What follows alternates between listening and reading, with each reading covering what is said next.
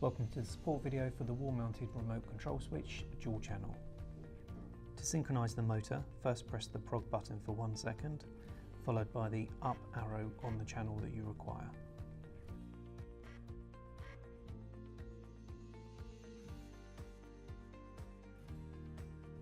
For your second channel, press the prog button on the additional motor, followed by the up arrow on the second channel.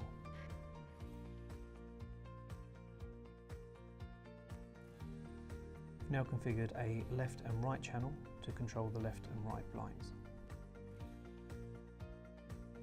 This control switch can be configured to handle more than one motor per channel. To do this, press the prog button on the required motor, followed by the up on the channel selected. Continue this until all motors have been selected.